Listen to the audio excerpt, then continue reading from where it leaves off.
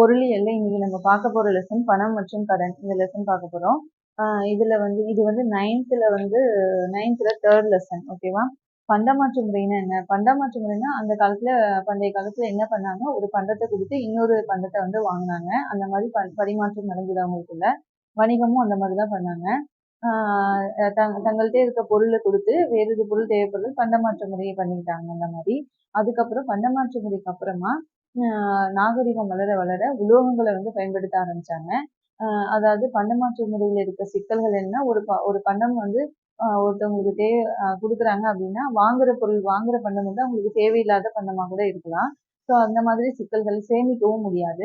வருங்கால தேவைக்காக அந்த பண்டமாற்று முறையில சேமிப்பு செய்ய முடியாது.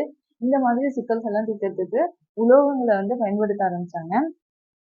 ஸோ உலோகங்களை வந்து சிந்து சமவெளி நாகரிகத்துல எகிப்து, ஈராக், மெசபடோமிய பகுதிகளில் நடந்த அகழ்வாய்வுல இந்த மாதிரி உலோகங்கள்லாம் கண்டுபிடிச்சிருக்காங்க. உலோக நாணயங்கள்லாம் பயன்படுத்துவது தெரிய வந்திருக்கு. அது மட்டும் இல்லாம அதுக்கு அடுத்த ஸ்டேஜ் வந்து தங்கம், வெள்ளி, செம்பு இந்த மாதிரியான உலோகங்கள் எல்லாம் பயன்படுத்த ஆரம்பிச்சாங்க. பணமும் பயன்படுத்த ஆரம்பிச்சாங்க. நாணயங்களை வந்து பயன்படுத்தினாங்க. ஸோ இதெல்லாம் வந்து உலோகம் தான். முதல்ல பயன்படுத்தப்பட்ட பணம்ங்கிறது உலோகம் தான். அதுக்கப்புறம் தங்கம், வெள்ளி, செம்பு இதெல்லாம் பயன்படுத்தினாங்க. அதை வந்து புராதன பணம் அப்படின்னு சொல்லி அழைக்கிறோம். அதை வந்து புராதன பணம்னு சொல்லி அழைக்கிறோம். சேஷா சூரி என்ன பண்றாங்கன்னா 178 கிராம் எடை கொண்ட ஒரு வெள்ளி நாணயத்தை வந்து அதை வந்து ரூபியான்னு அழைப்பாங்க. அந்த வெள்ளி நாணயத்தை வந்து நடைமுறைக்கு கொண்டு வந்தாரு. இது வந்து மராத்தியர்கள், அதாவது முகலாயர்கள், மராத்தியர்கள், ஆங்கிலேயர்கள் ஆட்சி காலம் வரைக்கும் இந்த நாணயம் வந்து பயன்படுத்தப்பட்டது. அதற்கான சான்றுகள் கிடைச்சிருக்கு. அதுக்கப்புறம் வந்து இயற்கை பணம்னு எதை சொல்றோம்னா தங்கம், வெள்ளி இது ரெண்டையும் நாணயங்களை பயன்படுத்தினாங்க இல்லையா, அதுதான் வந்து இயற்கையான பணம்னு சொல்றோம். அதுலயும் சில சிக்கல்கள் ஏற்பட்டதுனால காகித பணம் வந்து நடைமுறைக்கு வந்தது. காகித பணத்துக்கு அடுத்தபடியா மின்னணு பரிமாற்றத்துல என்னன்னா இப்போ வந்து கடன் அட்டை, அதாவது தானியங்கி பணம் வழங்கும் அட்டை, அதாவது ஏடிஎம் கார்டு தான் சொல்றாங்க. அது வந்து பணம் வழங்கும் இயந்திரங்கள் மூலமா அதை வந்து உடனுக்குடன் நம்ம வந்து அந்த பணத்தை வந்து எடுத்துக்க முடியுது. அதுக்கப்புறம் பாத்தீங்கன்னா கடன் அட்டை கிரெடிட் கார்டு. அதுக்கப்புறம் காசோலை டிமாண்ட் டிராஃப்ட், அதுக்கு பதிலா நம்ம வந்து மின்னணு இணைய வழி பரிமாற்றங்கள் நடைபெற்றது. அதுக்கப்புறம் வந்து அலைபேசி மூலமாவே நம்ம வந்து இப்ப பண பரிமாற்றம் செய்யற அளவுக்கு முன்னேற்றம் அடைஞ்சிருக்கோம். ஸோ வந்து ரிசர்வ் வங்கி பங்கு இதுல வந்து பணத்தை பொறுத்த வரைக்கும் ரிசர்வ் வங்கியில பாத்தீங்கன்னா ரிசர்வ் வங்கி பத்தி கொடுத்துருக்காங்க. இந்தியாவில் வந்து அனைத்து வங்கிகளையும் நாட்டுடைமை ஆக்கிட்டாங்க. அது எப்பன்னா 1969ல. இந்திய ரிசர்வ் வங்கி பத்தி சொல்லணும்னா ரிசர்வ் வங்கி வந்து ஏப்ரல் 1, 1935ஆம் ஆண்டு தொடங்கப்பட்டது. அது வந்து 1937ஆம் ஆண்டு மும்பைல அது வந்து நிரந்தர இடமா இந்திய ரிசர்வ் வங்கி வந்து அமைஞ்சிருக்கு. ஸோ வந்து ரிசர்வ் வங்கி எப்போ நாட்டுடைமை ஆக்கப்படுதுன்னா 1949ல. ஸோ இப்போ வந்து அச்சடிக்கிற பணத்தை 85 விழுக்காடு பணத்தை வந்து புழக்கத்துல விடுவாங்க ரிசர்வ் வங்கி. இப்ப அப்படி பார்த்தா இந்தியாவுல 19 லட்சம் கோடி பணம் வந்து புழக்கத்துல இருக்கு.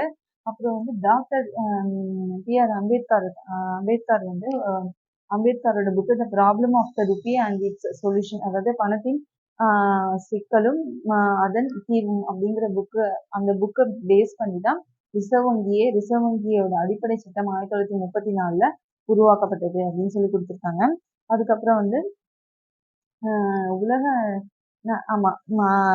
செலாவணின்னு என்ன சொல்றோம்னா அதாவது நாடுகளுக்கு இடையான பணம் தான் செலாவணின்னு சொல்றோம். இந்தியாவை பொறுத்த வரைக்கும் ரூபாய் தான் செலாவணி. உலக நாடுகளுக்கு இடையே பரிமாற்றம் அமெரிக்க டாலர்ல தான் நடக்குது. ஸோ அமெரிக்க டாலர் தான் அவங்களுக்கு வந்து அந்த டாலர்ல தான் மதிப்பிடுவாங்க. வணிகத்தின் பெரும்பகுதி அமெரிக்க டாலர்ல தான் நடைபெறுது.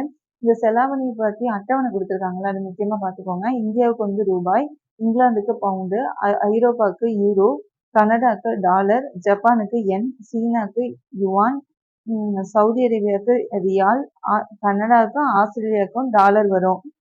இந்தியாவுக்கும் பாகிஸ்தான், இலங்கைக்கு ரூபாய் வரும். ஐரோப்பாவுக்கு யூரோ வரும். இங்கிலாந்துக்கு பவுண்ட் வரும்.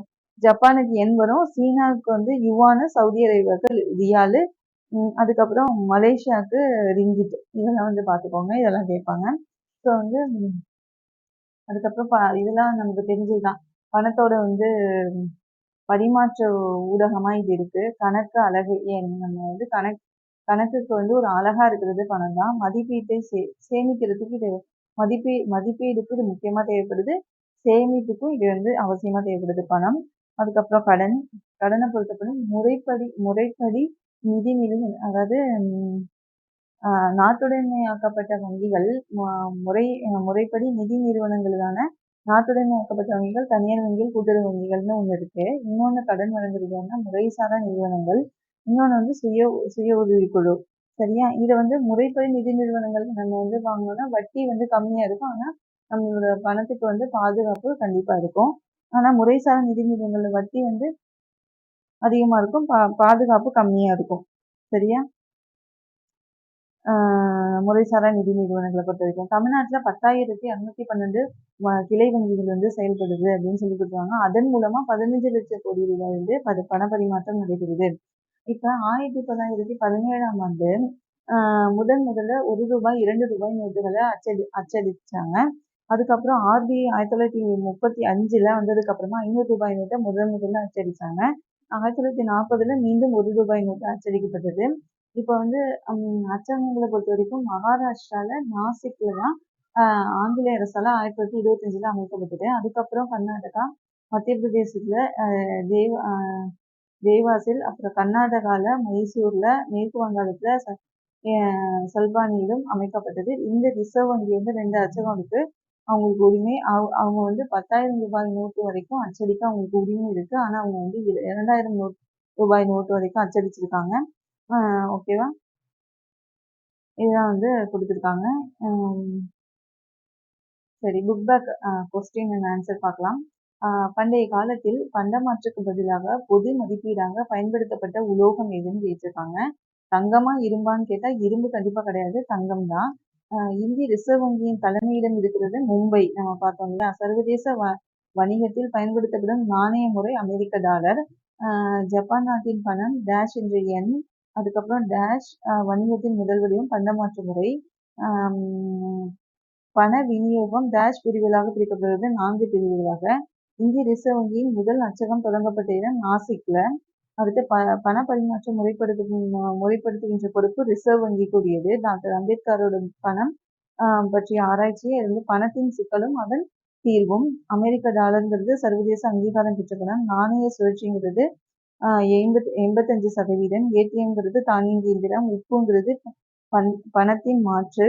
ரியால்ங்கிறது சவுதி அரேபியாவோட செலாவணி.